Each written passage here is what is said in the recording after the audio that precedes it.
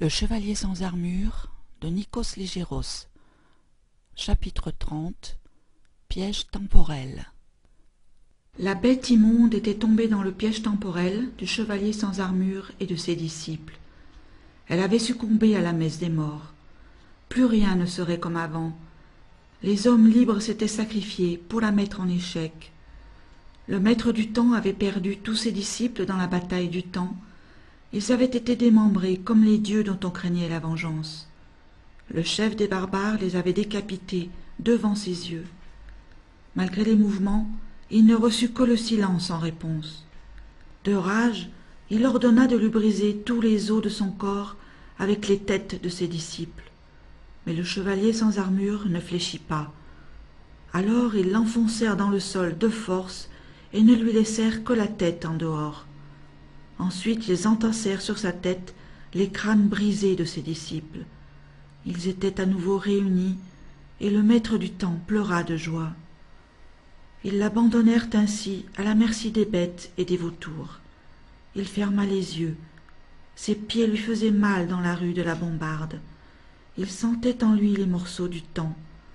Il avait été condamné à vivre. Seulement maintenant, sa blessure était trop grande. Il avait eu la tempe déchirée avant de mourir. Tandis que là, il devait vivre brisé.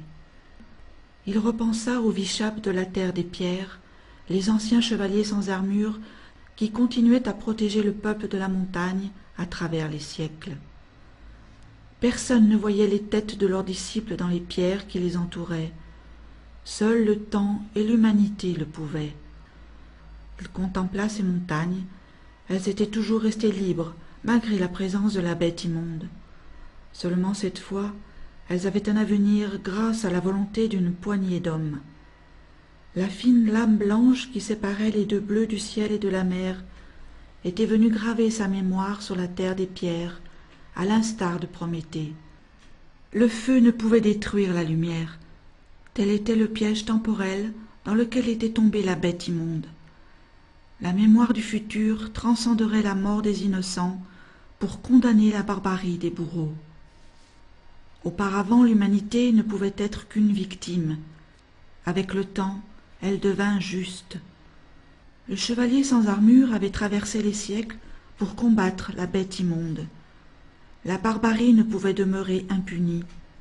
Elle avait commis un crime contre l'humanité, et ce crime était imprescriptible. Tel avait été le verdict de la justice des hommes.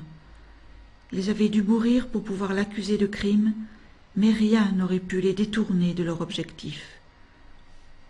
Tel était l'enseignement du maître du temps et de ses disciples. L'humanité et le temps continueraient à lutter contre la barbarie de l'oubli. La bataille avait commencé par un sacrifice humain. Elle ne pouvait se poursuivre que par des humains, trop humains. Voilà pourquoi le chevalier sans armure attendait sans bouger au milieu des têtes de ses disciples.